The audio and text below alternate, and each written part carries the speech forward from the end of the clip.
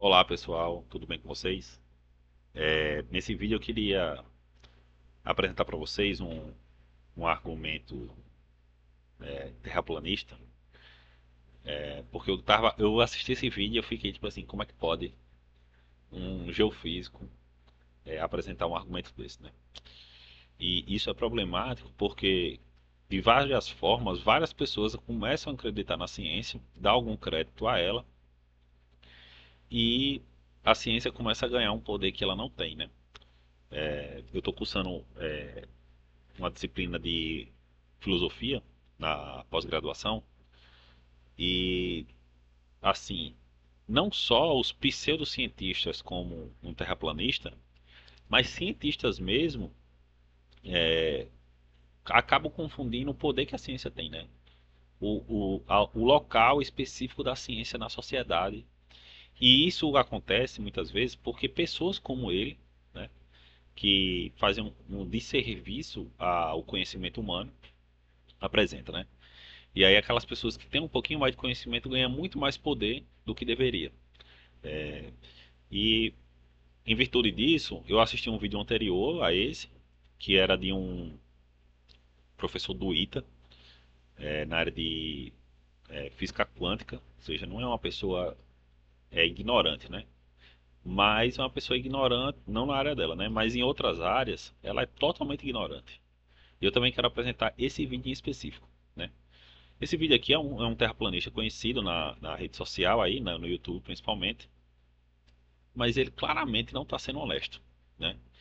E eu quero apresentar o argumento dele, por quê? Porque é um react, mas de certa forma é uma maneira de vocês verem como é que um terraplanista pensa. E ele utiliza-se da ciência para tentar provar essa sua teoria, né? Que é absurda. Então eu vou botar aqui o vídeo um pouco rápido para a gente dar uma olhada, né? E aí vocês eu vou fazendo algumas interrupções, né? Então vamos lá. O vídeo é esse aqui, foi de há 2 semanas. Eu acompanho alguns comentários dele que ele faz, mas principalmente voltado à Terra plana, né? Ele faz muitos outros comentários, etc. Mas eu tento falar no canal dele, mas ninguém comenta, ninguém fala nada. Nos outros todo mundo comenta, né? Mas o meu, que apresenta alguns argumentos, né? Não é nada. Mas enfim, vamos lá apresentar. E eu vou apresentar os argumentos do porquê que ele tá errado, né? Não só vou refutar com o próprio trabalho e com os próprios números, né? Que ele diz tanto defender, mas vamos lá. E vamos colocar esse artigo científico.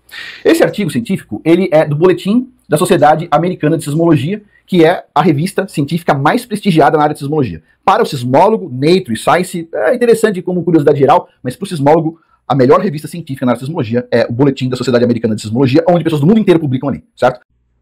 Então, veja. O primeiro argumento dele é um argumento de autoridade, e tudo bem você usar um argumento de autoridade, certo? Mas a gente vai ver se esse argumento de autoridade se sustenta, né? Deixa eu só. Vamos lá. A revista que ele está citando é essa aqui, ó. O Boletim de Sismologia da Sociedade Americana. Veja, ela é uma revista altamente conceituada, criada em 1911. Já faz o quê? Mais de 100 anos, né? Que ela é criada. Mas uma forma de você ver se o trabalho, se a revista, produz conhecimento de alta qualidade, é verificar o seu fator de impacto, né? Que, dentre outras coisas, é o quão os trabalhos dessa revista impactam a academia naquela mesma área, né? Então, é uma forma relevante de você ver, uma forma de você medir se os trabalhos publicados naquela revista são bons ou não, né? Se você tem um trabalho bom, vai ser bem citado, vai ter alta repercussão e aí o fator de impacto da revista como um todo aumenta, né? Então vamos lá. Olha, quanto maior, melhor esse fator de impacto, né? Então eu separei outras revistas das mesmas áreas que apresentam também trabalho em sismologia, né? Para a gente verificar se esse fator de impacto aqui é relevante ou não, né? Para essa revista especificamente. Então vamos lá. Aqui eu vou abrir a revista Geophysics, né? Que dentre outras coisas, além de trabalhar de geofísica, também é uma revista bem antiga, 1936, e 36, e também trabalha com pesquisas voltadas à sismologia, né? E a gente vai ver aqui, olha o fator de impacto 3. Já é um fator de impacto maior do que o fator de impacto 2,6, né? Vamos abrir outra revista. Essa aqui era. Outra revista, Dinâmica de Solos e Terremotos em Engenharia. Ou seja, se envolve terremotos, também envolve sismologia, né? Fator de impacto 4.2. Geophysical Research Leaders, né? Meu inglês não é um dos melhores, mas fator de impacto 4.6.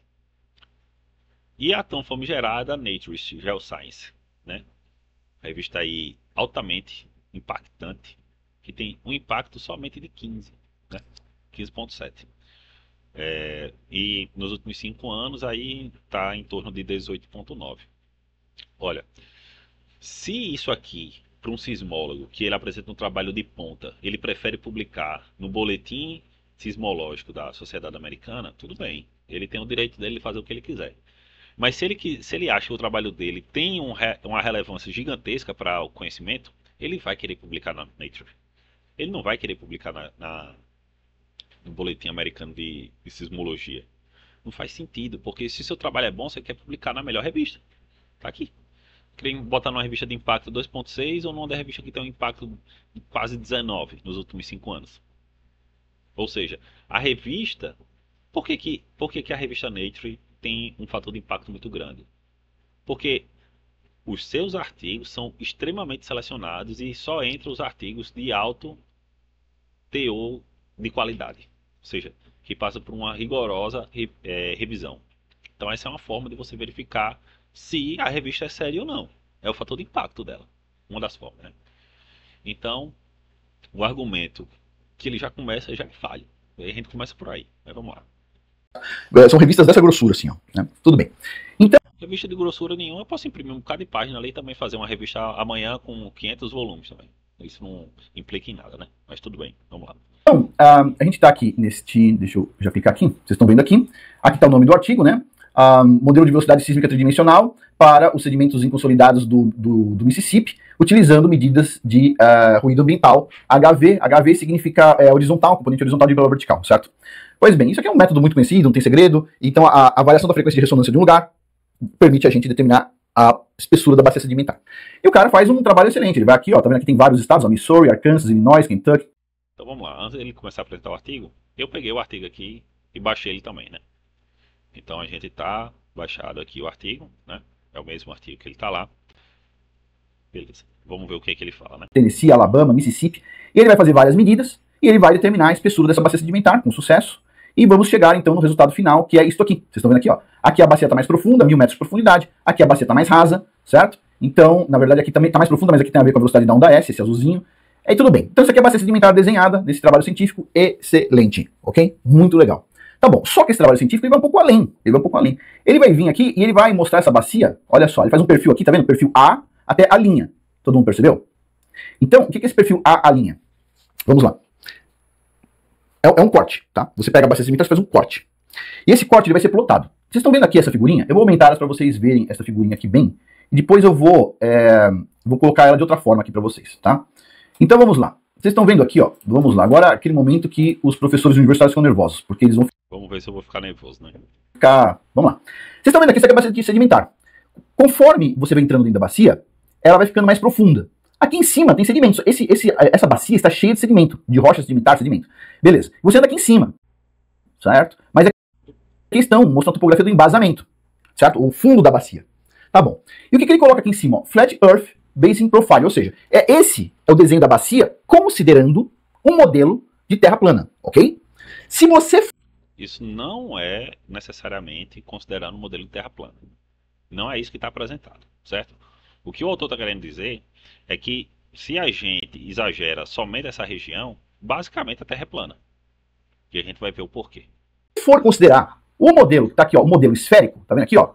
Spherical Earth Basin Profile. Se você for considerar essa bacia, o desenho dela, no modelo esférico, esse é o desenho da bacia aqui, certo? Na verdade... Nesse caso aqui, o que ele está fazendo é um exagero, né? Para verificar a curvatura da Terra, certo? A curvatura que a Terra teria que fazer. Mas vamos lá. Ela não é uma bacia mais. Porque como a Terra, no modelo esférico, ela tem uma curvatura, na verdade, a bacia sedimentar, ela é plana. Olha só, o fundo dela é plano, certo? Então o que acontece? Quando você está na beirada da bacia... Então, no caso, o que ele está querendo dizer é o seguinte. Vamos lá. Eu vou avançar aqui um pouquinho. Deixa eu ver aqui. Vamos lá, ver a explicação dele. Beleza. Então, só para deixar claro, o que acontece aqui? O pessoal veio aqui certo? Aqui é a superfície da Terra, ó. Aqui é a superfície, mais ou menos aqui, ó. Plano, certo? Com algum relevinho aqui. O pessoal colocou sensores aqui em cima, ó. Colocou sensores aqui, certo? E o que vai acontecer com esses sensores? Ele vai medir a profundidade aqui, ó. Certo? Ele vai medir a profundidade aqui, certo? É lógico que isso aqui tem um exagero vertical, porque aqui está em graus, ó. São vários quilômetros, aqui tem da ordem de 300 a 400 quilômetros. Então você vai vir aqui, ó, mais profundo. Aqui você vai vir um pouco menos profundo, e aqui menos, e aqui menos, e aqui é zero. Pronto. Só que ele disse, se você plotar isto aqui no modelo esférico, aqui também tem um exagero vertical, porque esse ângulo aqui é de 1 grau só, certo? Ele tem um exagero vertical pra gente conseguir ver, porque a Terra é muito grande. Então o que acontece? Vai dizer o seguinte, ao invés Olha a informação que ele está dando. Há um exagero vertical porque a Terra é muito grande, né? Guarda essa informação aí. isso aqui ser plano aqui em cima, na verdade é uma curva. Aqui tá a bacia sedimentar, aqui é o topo dela, tá vendo? Aqui tá o A Terra não é nessa curvatura, porque tem um exagero vertical. topo da bacia sedimentar, aqui em cima, ó, que é a curvatura da Terra, certo? Onde a gente está em cima. E aí a gente faz o furo aqui, e parece que o negócio tá afundando, mas na verdade, o negócio, a gente que tá subindo, entendeu? Aqui, ó, parece que tá mais profundo, e realmente tá um pouco mais profundo, mas é porque a gente subiu, não é porque a bacia desceu, ok? E aqui é mais profundo ainda, mas não é porque isso aqui desceu, não, é porque nós subimos na esfericidade da Terra, e a bacia está aqui, ok? Beleza. E aqui é a mesma coisa, então quando você mede, os dois modelos são iguais. Só que, fisicamente, eu acho que todo mundo consegue entender que o sedimento, ele entra aqui dentro, ó, nesse modelo aqui, certo? O sedimento vai entrando aqui dentro, ao longo do tempo, vai entrando, e vai enchendo essa bacia aqui, certo? Vai enchendo até o topo. Mas no modelo esférico, não é assim que funciona não, certo? No modelo esférico, o sedimento, ele sai daqui, ó, e ele começa a subir aqui, e ele vai depositando aqui, ó, no Ele não só porque aí está exagerado verticalmente. formato esférico. Aliás, um aquífero Guarani, vamos pensar no aquífero Guarani numa bacia dessa. Olha só, você tem um aquífero aqui embaixo, ó. O aquífero, vamos supor que fosse o aquífero Guarani, que todo mundo conhece, mas aqui é outro aquífero, né? Vamos supor que tivesse aqui, ó, azulzinho, ó. Tá vendo aqui? O que segura essa água toda aqui? Bom, essa parede aqui, certo? E esta parede aqui. Esse é o modelo terra plana, tá aqui, ó. Flat Earth Model, certo? O modelo terra plana você usa pra tudo em geologia, pra tudo. Mas vamos lá. E o pessoal fala que não, tá tudo tranquilo. E aqui, o que segura o aquífero Guarani aqui, hein? Aqui, o que segura? O que segura? É assim, ó, o aquífero Guarani aqui, ó, ele tá no formato de arco-íris. Se aqui tá constante a profundidade, ó, tá constante, aqui nesse modelo ele fica no formato de arco-íris, certo? E aí o que segura ele é a base. Ele não vai pra lá porque na verdade, é um modelo diferente. Por quê? Porque a gente trabalha em cima de geopotencial gravitacional, no modelo da bola, para explicar as coisas. Então, na verdade, o aquífero Guarani, ele parece, vamos supor que ele fosse mais ou menos plano, ele não é. Olha o que ele fala. Se ele fosse mais ou menos plano, coisa que ele não é. Exatamente, ele não é plano. Muito grande, né? Mas vamos supor que ele fosse aqui. Mas vamos supor se ele fosse aqui. Ele não é plano. O aquífero Guarani não é plano. É segmentado, digo, não é. Tem segmentos, né? Porque tem rocha, grave, tem um monte de coisa lá. Mas vamos Ele está dizendo que é por causa da geologia estrutural, mas não é necessariamente por isso. supor o seguinte: um aquífero plano aqui, que é bem razoável, certo? Aqui não. Aqui Tá bem razoável se for regiões muito curtas. E a gente vai ver o porquê. não é plano. E aqui quem segura não são paredes, porque não tem parede nenhuma, não sei se você percebe. Não tem parede pra cá. Ó. É a gravidade, em tese, que faz o aquífero gigantesco virar um arco-íris, certo? E o que segura ele é o chão. Ele faz assim, ó. Agora, deixa eu falar uma coisa aqui. É uma coisa interessante. Vou tirar daqui e vou fazer mais uns desenhos. Então vamos supor que a gente está num modelo aqui, que a gente pensa que é plano, vamos supor, porque os cientistas dizem que não é plano, vamos supor que a gente está pensando que é plano, mas os cientistas dizem que não é plano. Você está aqui em cima, certo? Um homenzinho aqui, ó, pá, chapeuzinho. E você vai pegar a sua bússola e você vai fazer uma estrutura gigantesca. Só que ele é uma dobra, uma camada que dobrou. Mas na verdade ele está errado. Porque se o modelo dele estiver certo, que é o seguinte, ele está numa bola, certo? O carinha aqui, ele está medindo, mas na verdade o que vai acontecer? Na verdade, essa camada ela é plana. Agora ela é plana em geologia estrutural nessa bola. Ela é plana. Ela é assim. E aí aqui, ó. Ela seria plana se a curvatura fosse nesse formato, sendo que a curvatura não é nesse formato. Esse é o problema. Ou seja, não é que esse cara, ele não sabe do que ele está falando. Muita gente começa a defender a Terra plana porque ele não sabe o que ele está falando. Mas esse cara aqui, ele tem doutorado em sismologia. Ele sabe do que ele está falando. Portanto, ele está enganando as pessoas. Porque não é possível que alguém que faça doutorado em geofísica, na área de sismologia, não consiga compreender o que é uma escala. Que é a coisa que você aprende no segundo semestre. No segundo semestre você tem que estar craque. Se você pegar o livro de Física 1 do Halliday, por exemplo, os primeiros exercícios é sobre conversão de escala. Ou seja, se eu estou numa escala de quilômetros, eu transferi ela para metro. De metro para centímetro, de centímetro para milímetro, de milímetro para, sei lá, decâmetro. E assim por diante. Metro por segundo para quilômetro por hora. Segundo em dias. E assim por diante. Esse é o exercício 1 do livro de Física do Halliday. Pode pegar em qualquer canto. Ou seja, ele já começa errando sobre um argumento de autoridade. Ele está errando no fundamento, que é o que? Escala. Escala é extremamente importante, né? E a gente vai verificar isso aí. Então, o artigo está aqui, certo? A gente tem esses dois artigos. E eu peguei um Excel e a gente vai, antes de ir para cá, a gente vai para cá. Então, beleza. Então, o que é que eu fiz? Eu quero reproduzir esses dois gráficos dele aqui, né? Tem o gráfico A, certo? Eu tenho um gráfico, aliás, esse é o A, que é o terra plana, e esse é o B, que é o modelo esférico, né? Então vamos primeiro reproduzir o modelo esférico. Então o que é que eu fiz? Eu peguei, plotei uns pontinhos aí, certo? Peguei os graus aqui, variando de 0 a 3,75, que é mais ou menos por aqui. Plotei a curvatura, né? Curvatura da Terra. E a parte aqui retinha, né? Ou seja, o que é que a gente está fazendo aqui? A gente está levando em consideração a geometria aí do próprio trabalho que o cara fez, né? Porque isso aqui está exagerado, a gente pensa que o sedimento ele vai subir, mas ele não sobe. Esse é o ponto. Ele não precisa subir aqui. Da mesma forma que o sedimento ele pode subir um pedacinho aqui, porque tem um tornado, porque quebra aqui um pedaço, cai um pedaço lá de cima, etc. E ele pode cair lá de cima também. Ou seja, será que para o sedimento cair aqui ele não tem que vencer essa pequena altura também? É evidente que ele vai ter que vencer essa pequena altura. E ele vai vencer essa pequena altura. Imagine se ele vai ter que vencer isso aqui, ele venceria uma altura um pouco maior. E tudo bem com isso, né? Então, mas vamos lá. Então, eu tentei reproduzir, é evidente que, como eu fiz menos pontos, ele não vai estar tão perfeitinho, mas dá para perceber claramente que é o mesmo gráfico, né? Aqui estamos na mesma escala e na altura estamos no mesmo ponto, ou seja, no ponto central está 2.000 metros. E onde é que tem essa informação? Que ele também deixa eu furar, né? Na própria legenda aqui do trabalho, ele vai falar o seguinte: é que ele criou um datum horizontal com 2 quilômetros de altura, certo? A partir do centro da figura. Ou seja, no centro da figura, ou seja, como é 3,75, aí fica mais ou menos aqui 1,6, 7 por aqui, né? Mais ou menos por aqui, 1,75, 1,6, sei lá. E, enfim, e aí fica, esse aqui é o ponto central, ou seja, 2 quilômetros de altura, certo? Que é o que está mais ou menos reproduzido aqui. 2 quilômetros aqui, está mais ou menos no 2.000 metros, né? Eu posso até botar a linha de grade para ficar mais fácil, ou seja, 2 quilômetros aqui. E se alguém tiver alguma dúvida, o máximo que tem aqui, o valor é de 2.000, certo?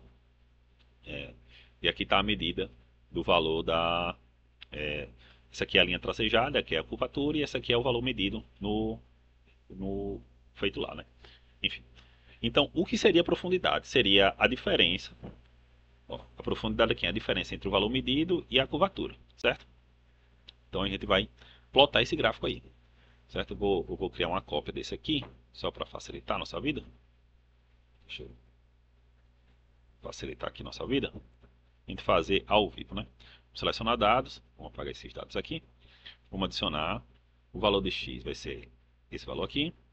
E o valor de y vai ser o datum 0, certo? Opa, e esse nome aqui vai ser o datum, ou seja, a partir do datum que ele fez. E vamos adicionar o valor de diferença, onde o x vai ser a distância e o y vai ser a diferença. Vou lá. Ou seja, ele criou um datum aleatório. Aleatório não, ele teve alguma razão de criar um datum desse formato. As pessoas podem criar dados. Por que alguém cria um datum? Porque para uma determinada região é melhor um datum específico. Então ele criou um datum, né, que vai fazer esse dado aqui. Ou seja, o 0 é o topo do datum, né? O topo do datum. E a partir disso ele criou a profundidade, né? Ou seja, eu não estou mudando nada. Ou seja, esse mesmo gráfico aqui, eu tirei a diferença entre um e outro e fiz esse outro aqui. Alguém tem alguma dúvida de que isso não é isso? Posso ser que não esteja perfeito, mas vamos lá. 1.5, um pouco mais de 1.5 está no máximo aqui, tá entre 800 e 1000. 900 alguma coisa. Pronto. Não tá sem muito detalhe, mas é claramente a mesma coisa, né? Do que esse aqui. Esse é igual a esse e esse é igual a esse. Agora a gente vai ver o seguinte, certo? Eu peguei esses mesmos pontos aqui. Se ele botou a parte central, vamos lá. Vamos para a trigonometria básica. Deixa eu ver aqui. Sim, eu estava procurando aqui fator de impacto. Daí, vamos apagar esse negócio aqui. Não ficar tanta informação. Então, para trigonometria básica.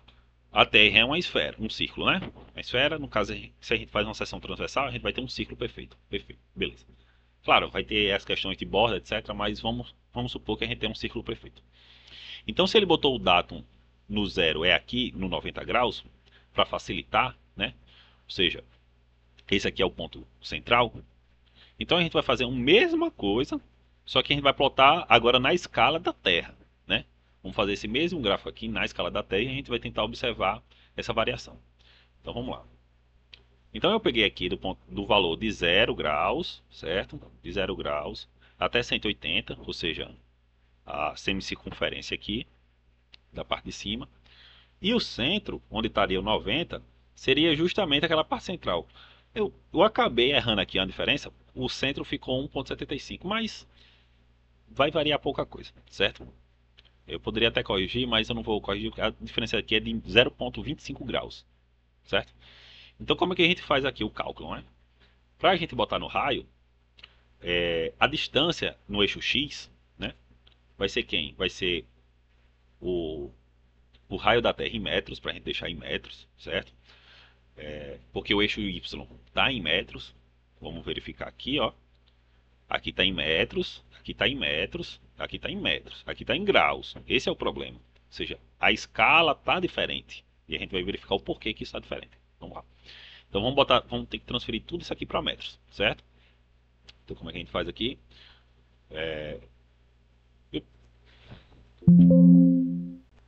Deixa eu. Isso aqui é 6.378.000. Então, como ele está pegando aqui, a gente vai ter que fazer essa pequena conversão de π sobre 180 para converter graus em radiano aqui e fazer o cosseno, porque o Excel faz dessa forma, certo? E nesse caso aqui está elevado ao quadrado, mas não deveria. Pronto. Eu acabei elevando ao quadrado aqui, mas não deveria, porque eu ia pegar somente a semicircunferência, só que ia ficar inclinado e ia ficar muito feio. Mas todos os restantes, ó, vai estar todos os valores sem estar elevado ao quadrado. Então a gente vai dos valores positivo a negativo. Por que cosseno? Porque o cosseno, vamos lá para a trigonometria, o cosseno é cateto adjacente sobre hipotenusa. Se eu tenho uma hipotenusa e eu tenho um cosseno, que é o grau, eu consigo descobrir o cateto adjacente. Quem é o cateto adjacente? É a projeção daquele grau no eixo X. Então eu consigo descobrir o X. E como é que eu descubro o Y, a altura? No seno. Cateto oposto sobre hipotenusa. Se eu tenho uma hipotenusa, que nesse caso é o raio da Terra, eu multiplico pelo seno daquele valor do ângulo e eu descubro a altura. Então vamos lá. Distância do eixo X. Esse eixo aqui é o raio, que no caso do círculo trigonométrico o raio é 1, né? Aqui o raio é 6.378.000, né, metros. O cosseno daquele ângulo vai dar justamente a distância, que é o eixo X. E no caso do eixo Y é seno. Beleza, fiz a mesma coisa aqui. E eu plotei esses dois gráficos, né? Só que o quê? Que a medida vai ser quem? Vai ser justamente o raio, né? Beleza. Só que o que acontece? Quando a gente vai chegar naquela região, ou seja, que é justamente o que a gente trabalhou lá, ó, do 0, menos 600, etc. Eu peguei justamente esse mesmo dado aqui, vou até copiar novamente, certo? Vou justamente copiar esse valor aqui, colar, tá vendo? E esse aqui é a mesma coisa, é esse valor menos esse, beleza? Eu vou até pegar o título aqui, para botar no mesmo coisa. Deixa eu fazer assim. Pronto, beleza. Então vamos lá. A partir do 88 ele começa no 0, né? E ele vai até o 3,75. Que é até o 91,75. Beleza. E aí o centro deveria ficar no 90, mas ficou no 1,75 graus, né? E nesse caso aqui, vai ficar a mesma coisa. Vai ficar esse valor vezes o seno, né? Só que aqui vai ficar esse diferencinha pequena e assim por diante. Beleza. E aqui a mesma coisa. Só que o quê? Que a medida, ou seja, a medida que eles fizeram, como é que é feita a medida? É a diferença, né? Então vai ficar quem? Vai ficar aquele valor mais essa diferença aqui, né? Porque nesse caso aqui ficou negativo. Então, aqui vai ficar sempre valores abaixo do esperado, né? Cadê? Isso aqui, menos 980, né? Ficou 6, 6, 7, ó, 6, 3, 7, 7, 9, 39, 6, 3, 7, 7, ou seja, aliás, 77, 0, 14. Por quê? Porque tirou 925 de 939. Ficou menor. Então, justamente a gente tem essa diferença, né? Calculada a diferença. Beleza. Então vamos lá. Olha, aqui a gente está sem inferência da Terra. Ou seja, alguém discorda aqui que a Terra não é, pelo menos não Terra esférica. Ela não é desse jeito. Agora a gente vai chegar desse modelo aqui, a gente vai chegar nesse mesmo resultado que está aqui. Mesminho, mesminho, mesminho. Como? Vamos lá. Vamos pegar a primeira escala e vamos fazer na escala que está prevista, né? Que no caso é 22. Aqui é 3, 4. Aqui é 22. 22, isso. Vamos lá, olha. Ou seja, aqui, a partir do zero, que está mais ou menos por aqui, a gente tem os 400 quilômetros. Veja, ele vai dizer isso no vídeo. Que a distância entre os dois pontos é de mais ou menos 400 quilômetros. E a gente está aqui. Alguém discorda que isso aqui é plano? Por que, que as pessoas utilizam o modelo de terra plana? Porque isso é plano. As diferenças de altura aqui são somente locais. Mas você não consegue perceber isso fora da sua realidade. Ou seja, da minha cidade, que é Natal, Rio Grande do Norte, até o interior, vamos supor, até João Pessoa, de Natal a João Pessoa, tá aqui dos 120 mil ao zero. Tá esse corte aqui só. Um pequeno corte. Isso aqui é plano. Mas vamos lá. Mas isso aqui está no raio da Terra, né? Então vamos ajeitar o raio da Terra. O raio da Terra vai ficar 6,37. Ele vai dar uma ajeitada a 6. Olha, vamos lá. Veja, que agora já está mais parecido com esse valor aqui. Esse mesmo gráfico aqui, né? Então a gente vai ajeitar ainda mais. Cadê? 7, 3. Olha, já está ficando melhor. Quase. Olha, já está ficando melhor. Talvez eu tenha que reduzir um pouco mais. 22 mil, eu vou botar 20 mil. Pronto. Vamos ver se ficou melhor. Lembrando que ele não ficou tão no centro. Por quê? Porque da mesma forma eu tinha botado o centro aqui um pouco diferente, né? Mas ficou aqui um pouquinho o centro, né? Enfim, vejamos que isso aqui que está tracejado é justamente esse gráfico aqui. Eu vou até copiar ele aqui, né? Vou botar ele aqui. Isso é o modelo da Terra esférica. Isso não está curvo. Ele está curvo porque está em um exagero vertical. Vamos aumentar um pouquinho mais essa escala aqui. Aumentar um pouquinho mais. 3, 7, 9. 7, 9. 4, 4. Pronto. Tá ficando mais próximo, né? Tá ficando mais plano aqui. Que é o que a gente espera, né? Que ele ficasse no modelo da Terra esférica. Ou seja, da mesma forma que eu construí esse gráfico aqui, eu construo esse, que é o modelo Terra plana. Por que que esse a gente constrói o modelo Terra plana? Porque se eu botar isso aqui na Terra plana, ele é plano, né? Cadê? Opa. Deixa eu pegar aqui. O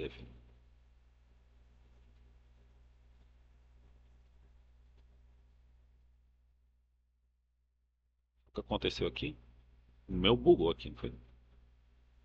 Agora atualizou. Beleza. Então, isso aqui é a Terra esférica. E a gente precisa dar um zoom muito, mas muito grande para que ele consiga ser minimamente aceitável.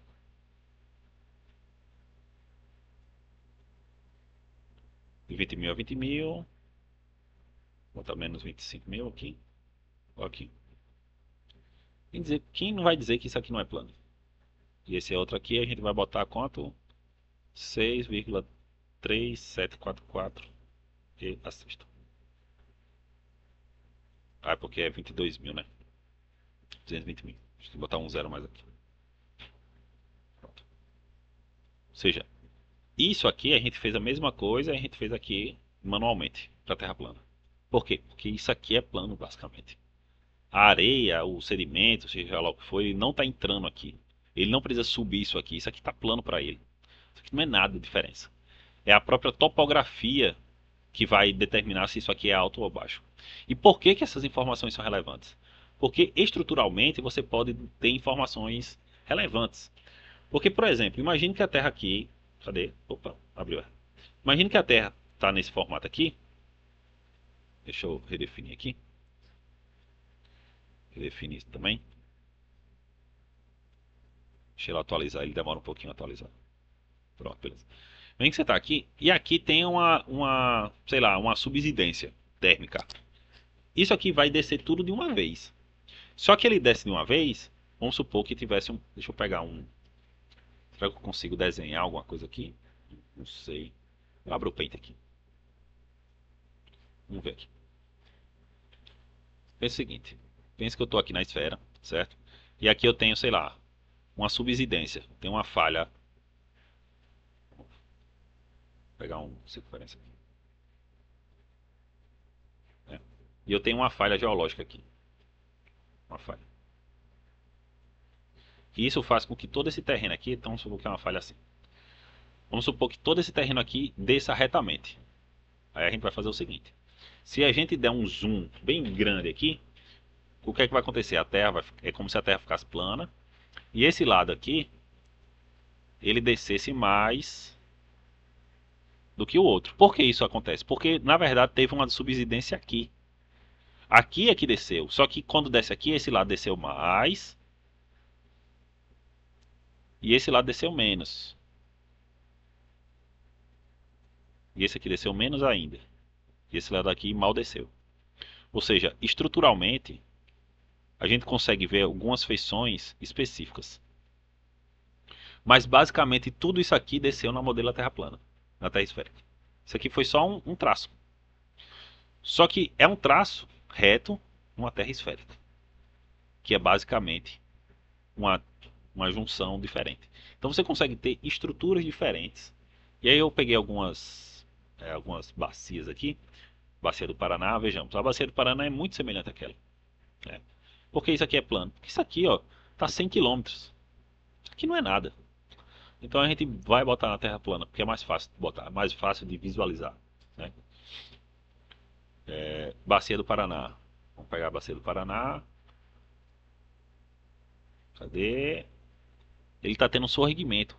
O embasamento cristalino, veja, isso aqui está levemente esférico, certo? E aqui está tendo um embasamento cristalino, ele está sorriguendo o sedimento. Então, as estruturas que você vai ver em campo, só é possível você precisar ela se você tiver vendo os dois formatos, tanto a Terra plana como a Terra esférica, certo? E cadê o outro que eu tinha pego? Acho que foi esse aqui. Cadê? Cadê? Aqui, ó. Aqui, outro tipo de bacia, ou seja, aqui tem várias falhas. E um desce, outro sobe, outro é plano. Ou seja, aqui tem uma plataforma, né? Que é a fundo do mar. Na verdade, isso aqui é a Bacia de Santos, eu acho. Ou seja, eles pegam plano porque isso é plano. Isso aqui não é esférico. Como a gente viu aqui, basta você dar um zoom muito grande, porque a Terra é enorme, isso aqui vai virar uma esfera, vai virar um plano. Não tem para onde correr. Se eu pegasse aqui e já botar 6.374. Opa. 3744. E a sexta. Né? Quer dizer que se a Terra fosse desse tamanhão, ela teria esse pico aqui? Aí teria que vencer tudo isso? Não, isso não faz sentido nenhum. Porque a escala que está induzindo você ao erro. Mas esse cara aqui, ele sabe disso. Essa profundidade aqui, ó, é a mesma, explica. Sério, olha só.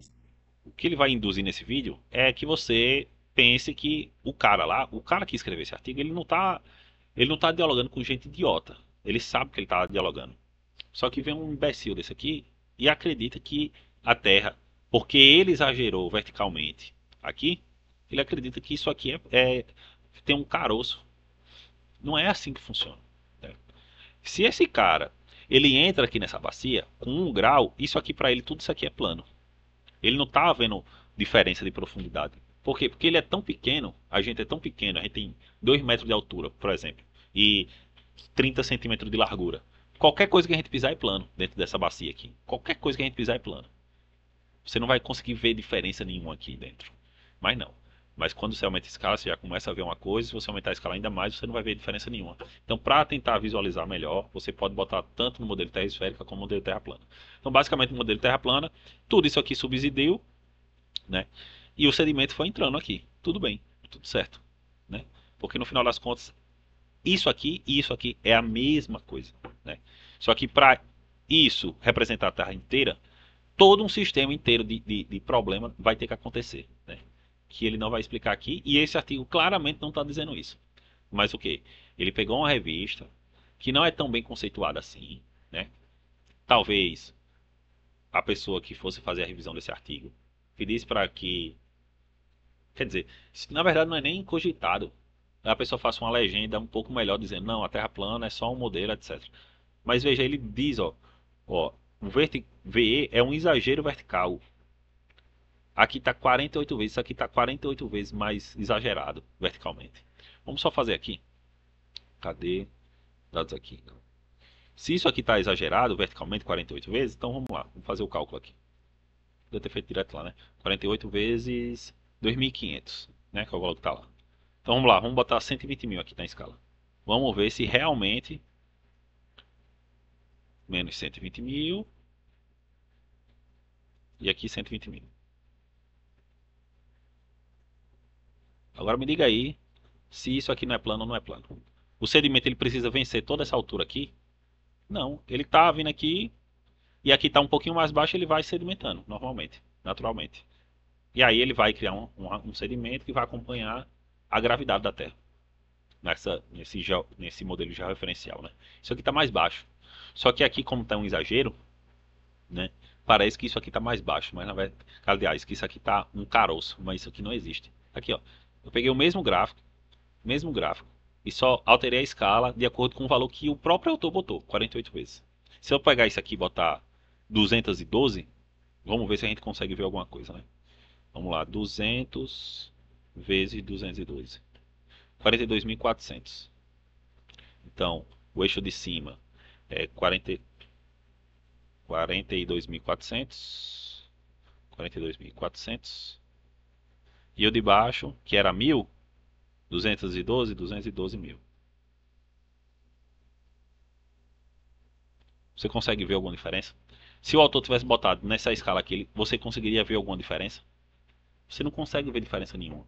É por isso que você não consegue medir se a Terra é plana ou esférica se você olhar no horizonte. Você vai ter que ver uma distância inimaginável. Qualquer diferença lá, qualquer diferença de topografia vai ser mais relevante do que a sua medição. É por isso que se exagera verticalmente. Mas enfim, acho que o vídeo é isso. Vou parando por aqui e até mais.